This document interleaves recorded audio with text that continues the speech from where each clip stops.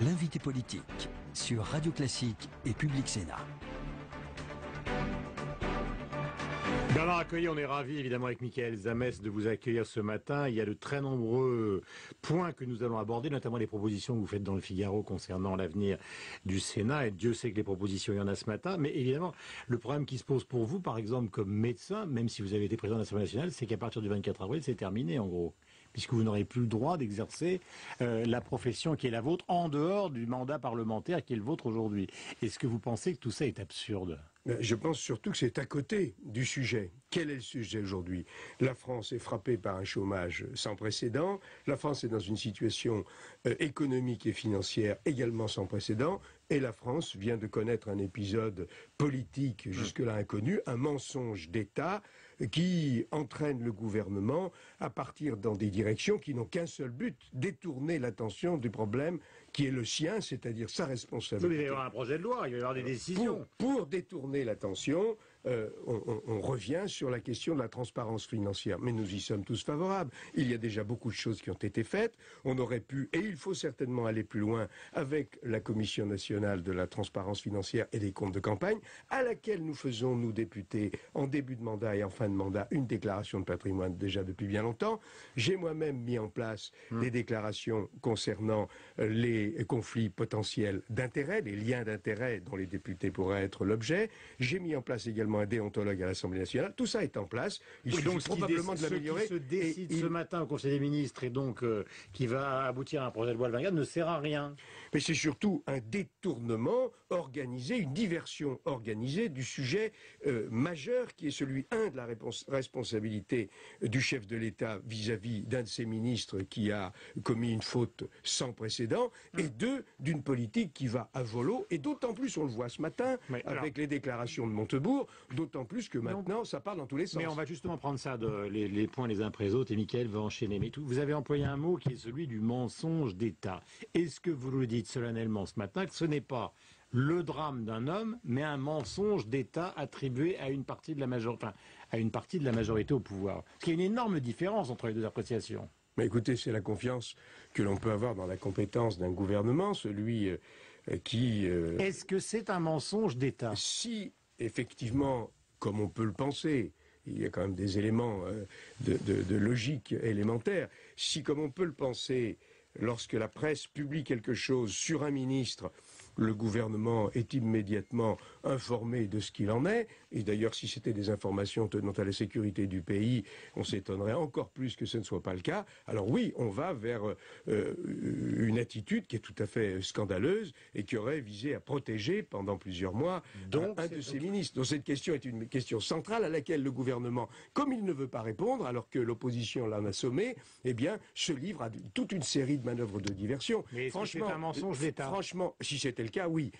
Franchement, est-ce que le fait d'avoir une couche supplémentaire dans la transparence aurait empêché M. Cahuzac de mentir? La réponse, tout le monde le reconnaît, à commencer par le Premier ministre, c'est non. Donc on voit bien que s'il faut toujours aller plus loin dans la transparence, en réalité, en ce moment, c'est une séquence de diversion pour fuir les responsabilités du gouvernement. Michael. Et pourtant, sur le besoin de transparence, en 2010, Christian Jacob avait déposé un amendement pour la suppression des sanctions pour un député ayant menti sur son patrimoine.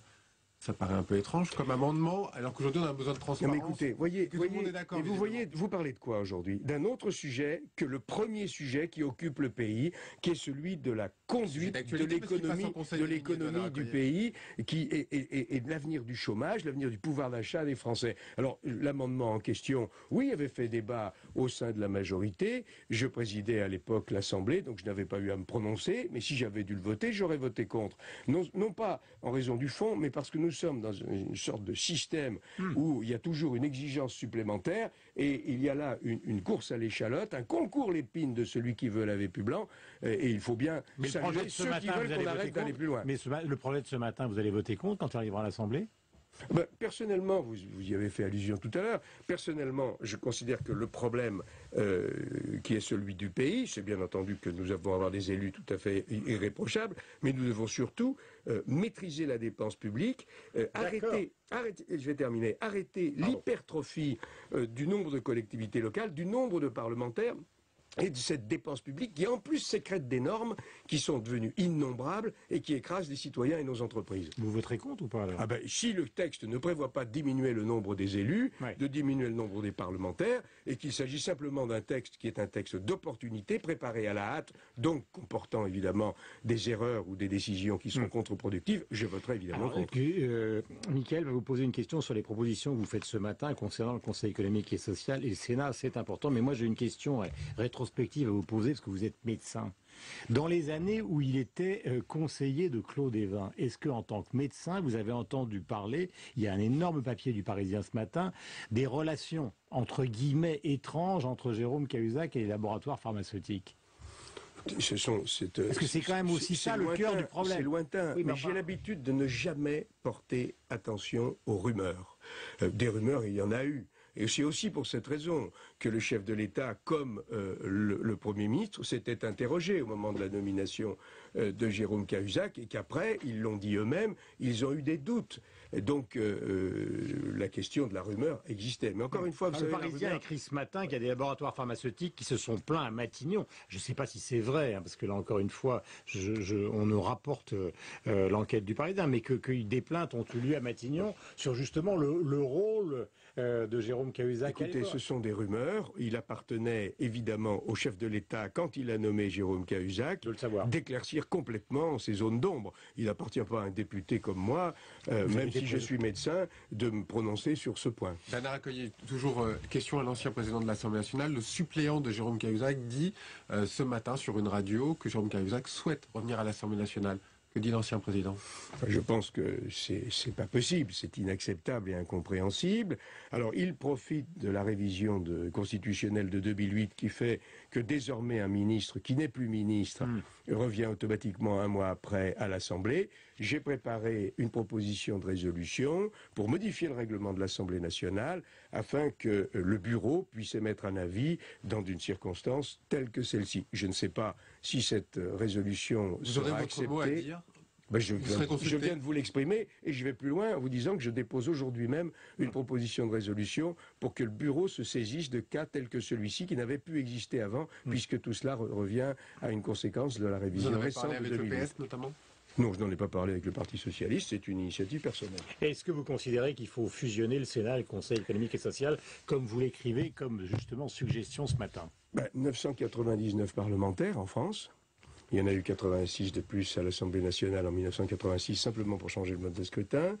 Il y a en plus le Conseil économique et social et environnemental. Oui, il y a trop de lieux où on édicte des normes, où on vote des normes, et tout cela a un coût important, mais surtout un coût en excès de normes et de lois, par amendement, par proposition de loi, par multiplication d'initiatives que chacun trouve personnellement très bien, mais qui au bout du rouleau sont insupportables pour le pays. Donc je pense que comme l'avait dit, et je n'invente rien, et comme l'avait proposé le général de Gaulle en 1969, la question se pose de réduire le nombre de nos assemblées, avec une Assemblée nationale et un Sénat, réduire le nombre de leurs élus, c'est-à-dire des parlementaires, de telle façon que nous ayons un Parlement plus réactif, qui se centre sur l'essentiel, qui ne fasse pas de la surtransposition des directives européennes ou une pluie d'amendements ou de propositions de loi qui écrasent encore une fois les citoyens et les entreprises. On a remarqué avec Mickaël ce matin, évidemment, et ça dure maintenant depuis 48 heures, qu'il y a une sorte de guerre des patrimoines entre Copé et Fillon, parce que c'est aussi malheureusement ou heureusement une des implications de ce qui se passe actuellement. On voit qu'aujourd'hui les amis de Nicolas Sarkozy vont déjeuner de leur côté. Est-ce que vous n'avez pas le sentiment ce matin, vous qui êtes attaché à l'union de ce qui fut la majorité, que finalement rien ne se passe dans ce domaine? Chacun joue sa partition. Mais vous avez raison. Une question, hein, je ne fais pas un Oui, jugement. j'ai dit, oui, mais je connais votre impartialité.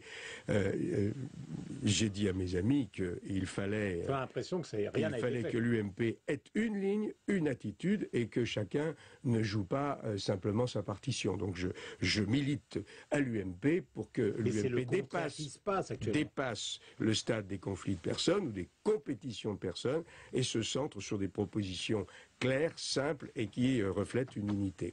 Un Mickaël. mot quand même sur la déclaration hier de Christian Jacob qui a déclaré sur Harlem Désir et Jean-Marc Ayrault qu'ils étaient des anciens repris de justice. C'est un dérapage?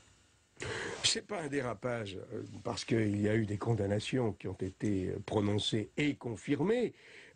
Après, bon, il y a aussi les excès du pouvoir et du gouvernement qui voudraient que l'on passe rapidement sur ce qui s'est passé avec le problème Vous n'avez pas l'impression qu'en ce moment, il faudrait peut-être alléger un peu le climat et, Oui, bien entendu, qu'un mauvais climat ne peut conduire qu'à de mauvaises décisions prises dans la précipitation. On voit bien avec le gouvernement aujourd'hui qui a lancé la course à l'échalote de celui qui lavera le plus blanc. Faut-il élire le plus pauvre? Faut-il élire le plus riche? Faut-il élire celui qui ment le plus parce qu'il n'aura rien dit? Enfin, tout ça, ça mérite au moins du recul. Est-ce que vous considérez que François Hollande va aller au terme de son mandat? Évidemment, lui, parce qu'on n'est pas dans un régime putschiste, mais dans un régime démocratique. Mais est-ce qu'à un moment, vous considérez que sans cohabitation, il sera obligé de faire appel à vous? Est-ce que vous souhaitez, à un moment, justement, co-gérer le pays avec lui? Mais d'abord, je voudrais rappeler que si les institutions que nous devons au général de Gaulle n'étaient pas ce qu'elles sont, avec leur solidité, nous serions dans une situation comparable à celle de l'Italie, avec un pays complètement ingouvernable. Donc ces institutions que le Parti socialiste a passé son temps à critiquer, eh bien aujourd'hui, il est bien content qu'elles soient là. Et est-ce que vous souhaitez co-gérer le pays? Deuxièmement, est-ce que si le gouvernement continue dans la confusion avec une partie qui dit qu'il faut faire de la social-démocratie, l'autre qui dit qu'il faut aller vers du collectivisme, comme on le voit aujourd'hui dans la presse, si le pays va à volo, qu'il continue à vouloir imposer le mariage pour tous alors qu'il divise le pays, si les manifestations de rue, malheureusement, continuent de s'amplifier, la question va se poser au chef de l'État.